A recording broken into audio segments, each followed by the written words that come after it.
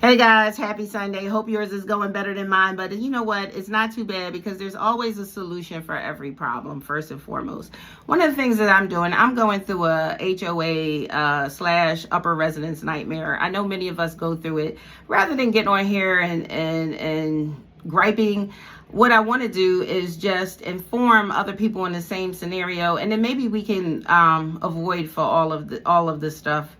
All of these disputes and having to bring in code inspectors, X, Y, and Z. So anyway, what I'm going to do is I'm going to share my journey with you. Mine is not optimal. I've had some water damage, burst pipe with the upstairs neighbors before, which is making everybody hypersensitive in this situation. I did get cussed out, told to get that, off my property before I called the police. When I noticed the leak that you saw in the thumbnail, I noticed the leak one day. A drop came down that made me look up. And it had just started, thankfully. And so now it's turning out to be this whole big thing where I don't have a ceiling. And I'm going to, at the end of this video, I'm going to give you a peek of what's going on, how one leak can turn into a housing nightmare. The nightmare also is that the HOA, which is hell often and always, they don't like to get involved. So depending on the position of the pipes, and nobody wants to send a plumber, and somebody have to initiate the work. First thing that could be bad news for some. If you are on the bottom level and you can't get a clear, someone to clearly take responsibility, you have to initiate it. But do initiate it. The reason I'm making this video is I fear that too many bottom units don't initiate it, and therefore it causes a health hazard. So you might be coughing, sneezing, having allergy issues, and you may have black mold somewhere, or maybe you just, because you don't see it, you don't want to worry about it, and you might have too many other things going on, but your health is important. If you don't have your health, then you don't have anything. So that's my public service announcement. But anyway, hopefully that's not going to be your situation, because what we're going to do is learn how to communicate with each other, because I hope to share in this video how this can become a nightmare because we don't talk to each other. But anyway, I saw the crack and I sent the picture to my plumber. He says, I'm not touching that. That black stuff in the picture, that most likely needs to be contained, because if it is mold and you go up there and try to do something yourself, you're going to spread spores all over the place. We're going to try to keep this video short because, like I said, this is going to be a series. So I had to get remediation professionals to come in, which we should always do. And I'm working with a really great company that says, hey, we will fight with you and for you. If you need a public adjuster, we will do this, help you get that person. But of course, HOA, read your contracts, has all these clauses written in there so that you have a problem doing that. But where there's a will is a way. We figure it out.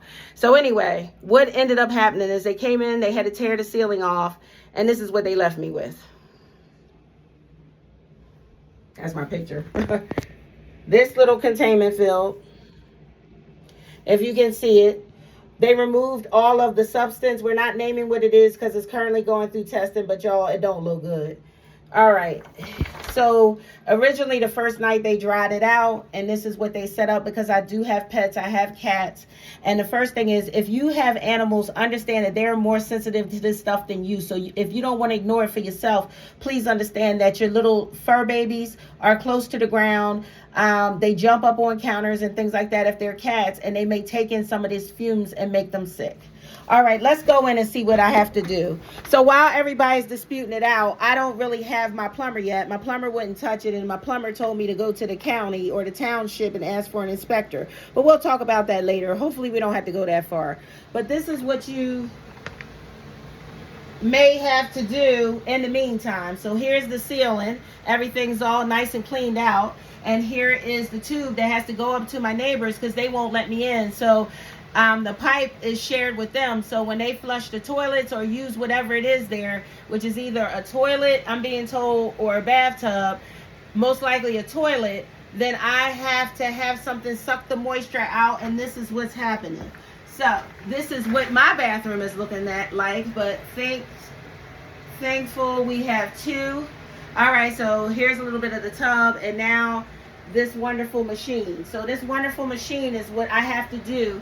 I have to push the purge button every day, 24 hours, to suck the moisture out of the ceiling for my neighbors, when all they really need to do is just open up the door and we can talk about this stuff. But that's okay. This is what I want to share with you today, because if you're having a moment right now, try to reconcile so that you don't have to go this far. But my remediation group, they're awesome guys, and I will tell you what happens with the adjuster in the next video, unless something happens first. You guys have a wonderful Sunday. Be thankful for your ceiling. Be thankful for your bathroom.